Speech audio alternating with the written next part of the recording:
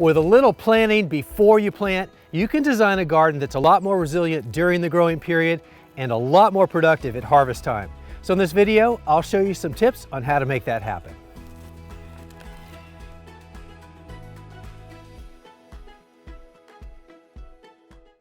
Now, when it comes to gardening, I often talk about the difference between being a planter and a planter. A planter wastes no time getting those plants in the ground. And while that can be good for getting those plants off to a fast start, is that really the best thing? No, definitely not. A planter, on the other hand, thinks through the best placement for those plants to meet the longer term objectives. Unlike people, plants can't get up and move if they're not happy in their current location.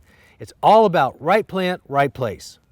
And if we're talking about a food garden, designing your garden to take advantage of a plant's growth habit can lead to better yields. Now, first things first, make sure that your soil is as good as it can be, especially when it comes to drainage. So if you're not there, go ahead and spend some time up front improving the drainage. And secondly, the amount of sunlight you get is very important to set your plants up for success.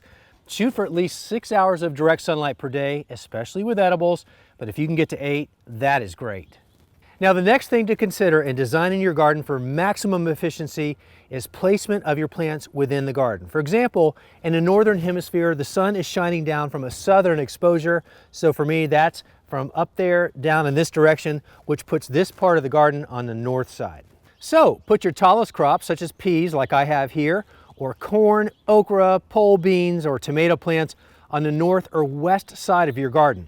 And then next, place your mid-sized crops to the south or the east of the taller plants. And then place your lowest growing plants to the south or the east of your mid-sized plants. If you follow this design layout, you will be taking advantage of the opportunity that all your plants have to get the most amount of sunlight possible.